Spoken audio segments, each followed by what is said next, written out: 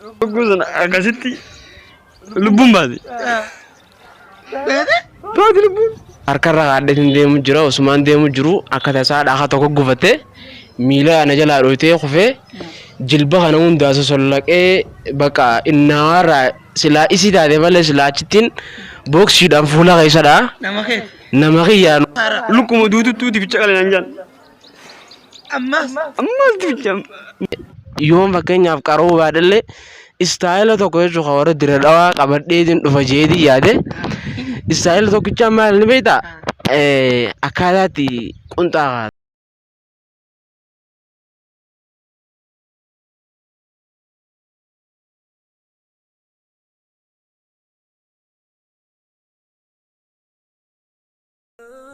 Ashama kabajamtoota fi daawwattoota fi hordoftoota Huzeefaayina taatan kabajaa fi jaalalti jirtu teenya bakkuma isin jirtanitti kan taa'anu daawwachaa jiru kan deemaanu daawwachaa jiru hundinuu bakka isin jirtanitti isin harka isin jenna arraan tana qophii addaata qabadee isin dhufeetiin jira keessummoota nama lama qabadee nama addaa nama dandeettii addaa qabu bakka isaan jiranii barbaadee boolla isaan jiranii baasee isin fidee dhufeetiin jira waan addaa takka irraa bartanii mee turtiin keenya ammallee nu faana isin jenna mee maqaa kan kee eenyu isin jenna. Maqaan kiyyaas Arifee jedhama jechuudha. Arifee. Abbeetii ni taatu? Fiti. Irraan fadhee. Haqaasim. Arifee Qaasim. Nurra guddate oonu galatoo maqaa kee nuuraaf. Mee atoo maqaan keenya isin jenna? Maqaan kiyyaa Nadii naan jaani. Kanuma ammaa kanaan nama Nadii ilma Shaamil. Yookaan Nadhuma jaa yookaan. Nadii maqaan isaatis Nadii Khaanis Arifee jedhama. Qophii takka arraan tana gaaffii isaan gaafachuuf dhufeetiin jira mudannoo isaa mudatee isaan gaafachuudhaaf mee Arifee mudannoo si mudatee gaggabaabsi daqiiqaa lama keessatti mudannoo nu himiin siin jaa mudannoo tantee dhageetiin jira osoo nama jaallattu waa'ee nama kan keetiif si osoo hojii jiranii ummaan siidhaa si dhufte jaanii mee mudannoo waa'ee sanii nu himi. Mudannoo waa'ee sanii irratti dhugaadha. Dhugaadha eenyu sitti hime? Nama tokko osoo sirrii jaalladhuuti. Nama san aayunsiisuun sakaraana. Qoyyoon taphatti akkan dhageetti. Sijaaraas ni dhugiti. Osuma akkasiitti sibiilota kaaftii dhuga. Sibiilota kaaftii. Laal aayunsiisuun jabdu cuntaa hundi qabdi. Mucaa sirriitti fadha isiin nafeeti wal feena ja'an. Osuma akkatti hojii wakii yaanee jechuun mana isaanii biqiltuu bira keenya galchuudhaaf jechuulee waan hojii fixannee. Anuma akka galchuudhaaf hulaa bira ga'ee sagalee haadha dhageessise. Sagalee haadha illee hin beeku naaf haari'a. Sagalee haadha gisee dhageessise. Mucaan bakkuma ejjuutti weef duraaf jala laalte salaat hidhatti. Allahu akbar ta'uu waan dhoyne. Alhamdulillahi rabbil aalamiin. Osoo isin alhamdulillah fixin dalloo utaalee hute. Fute achumatan giseen utaalee hute. Isii waan ta'an hin beeku. Boodaan isii achumatti waan isin taate dawwalee. Irra geenye jechuun waan isin taate jechuudha. Achuma dhiiftee hotte? Achuma dhiiftee biraa deemen. Isii salaat hidhatte? Salaat hidhachuu isin hin beeku xumuruu si waan qabu. Galatoomi haatillee isin qabne yoo takallee salaa yeroo sanbata. Jabduu jaani hin qabne. Hayyee mee isaa lammaffaatti isin dabarsine mudannoon isaa kana fakkaatti mee atoo mudannoon osoonii fi gaafa dur jechuun wanni ati naggadaa turte lukkuma maali? Lukkuma killeessa? Lukku. Hangaarraa jechuun wanniin mudannoo jireenya kiyyaa keessan na mudatte ta'ee jechuun taa'ammaan tana qillee jetti tana boodatti deemina sun gama boodan na mudatte ammoo ta'ee mudannoon jechuun hanga ammaa sheenaana ta'uu jirtu mudannoo waa'ee sila jaalalaati mucaa tokko osoon akka lubbuurraa fadhu akka tasaa gaaf tokko itti qophaa'u jechuun bira dhaqoo keessa kophee firraa ollaalle kophee. Ati huccuu akkana numaan kakkaadde jaakataa ana qabbanaa jira gaaf seenuu numaan kakkaadde kophee tana firraa laalle cufaan kaadde jiitumaan deemu jira akka tasaa edaa saandalii osumaan deemu jiruuti gaaf san lafti dhukkeedha bona osuma jechuun yaa'u jirru osoo harkarra kaaddetiin deemu jira osumaan deemu jiru akka tasaa dhahaa tokko gufatte miila ana jalaa dhoytee kufee jilba kana hundaasa sollaqee bakka innaarraa silaa isii taate malee silaa achittiin booksiidhaan fuula keessadha. Nama kiyyaanumaan obsee nama maaliif jaalalleetii jaha akkamii waa jaan silaayis tumaan dhiisee garaatti illee qabanneef dubbii sana hanga ammaa garaa kana na gubu jirti. Onnee hunda na gubu jirti yoo dubbiin sana. Duba garaa akkamitti gubdee kan garaatti hin qabatin?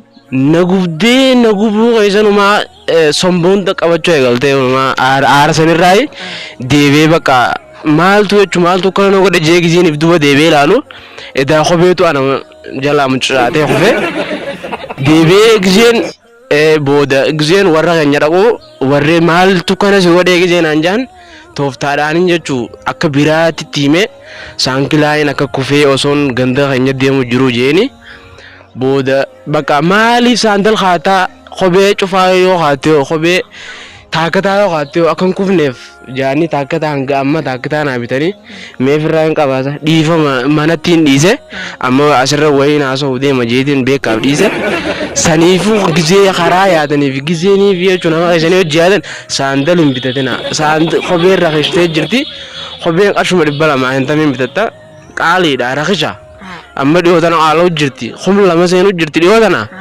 taakkataa bitadhaadha. Dhaamsa kiyya maaliif kubbaan hin taphatanii kanatti gizee wakii jaalaan ooftanii taphadhaadha. Saniifuu saandaliin iyyaa'ina gizee jaalallee teessanii hojii yaadu. Hedduu takka galatoomii namni mudannoon akkanaas hin mudatte gaa'ii gizee nama keessan bira dheeytan mee karaa kayatittiin achis deebisa mudannoo lukuu takkaas mudatee jira jaan lukuu naaf taa'u baaftan jaan boosin lukuu jecha waa hedduu kasaartan mudannoo takka tanii handa gee jechuun lukuu jecha waa hedduu baaftee kasaaraa meeqaa fi faayidaa meeqa wal keessa laayite jaannati gaafa dur mee waa'ee lukuu san akkamii mee naa ibsi.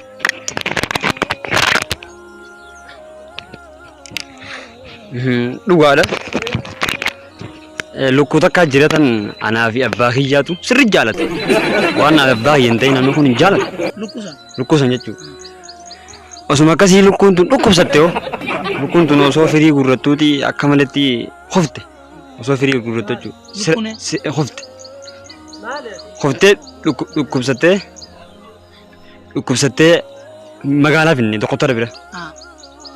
Osoo doqottara bira geessin shufeera baay'ee gaafanne shufeerri baay'ee naaftaa biduu lama hojjechee. Lukkuudhaaf. Akkam godhaa jee? Obaasaa dawaasitu nun jaanii. Kanammaa anis gaa ittiin obaafne dafeetiin abarraa gaafadhe.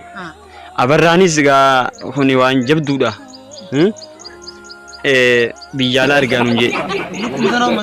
Biyyaalaa jokoo. Binne khasaara sunis. Sunis khasaara gaa maalla gana balleessinaa dhabbu. Tara booda xayyaara. Xayyaara jechuun kuma 200 qabalee. Horsiise jechuudha. Lukkuun xayyaara kireesse obaasitti jechuudha.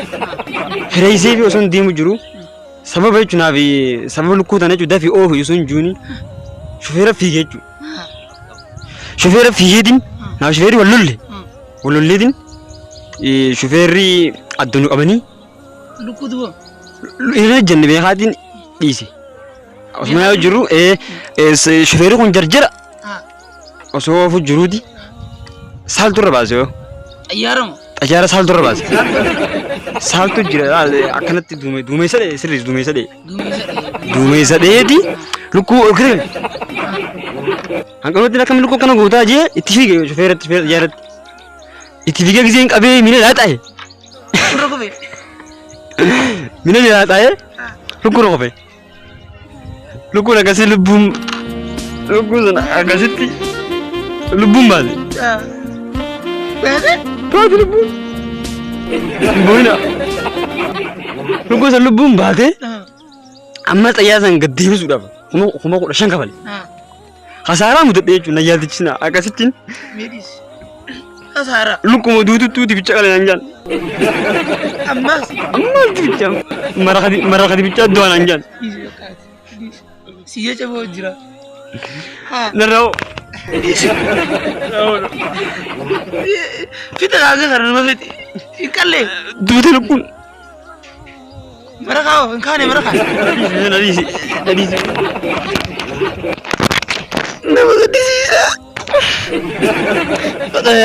Darluutee ture dhiisumaan jennu baga duutee lukkuun sun baga duutee kasaara meeqa sirra fiddee Lukkuu akka nu boojjifte baga duutee lukkuu akka nu boojjisee moo takkaan boonyaan ayyuu diyaaf godhe. baga duutee kasaara meeqaa boodaa baroo ayyemee galatoomi ati yoomee mudannoo ati si mudatte takniin dhagee takka keessa darasummaa deemtee jirta jaan. Darasummaa deemtee? Akka ajaa'ibaatti hin deema. Akka naannoo darasummaa deemtee keessa mee maaltu si mudatee maal faala argitee waa'ee darasummaa tana keessa mee nuu himi gaafas hibziif baatee yaa'anii ati garuu aartii qayyartee dhuftee yaan. Sirri. Dubbiin kun sirri. Sirri dubbiin kun. Darasummaa gaaf tokko itti qophaa'ee jechuun biyyaafin qaara'ee qabsaa'ee innamarraa bakka Dira dhawaa na geessan dira dhawaa irraa achiin kiiloomeetira 45 dhiyoodha. Seydoo yaa'anii achirraan seydoo gadii tanan ooftanii dhiiroo hin dheelmudhamu maali jedhin gaafadhe miidhagaati jedhin bakka nama hunda gaafadhe namni maal naan jaanni beektaa abuu yoo san taate sun kiiloomeetira fagoodha sun asirraa dhiyoodha ammoo tonuma si geessina naan jaanii baay'aa kontiraasa gaafadhe arshuma 5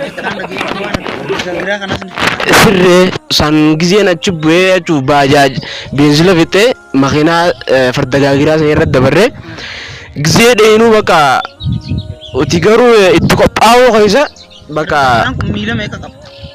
miila gomma lama qaba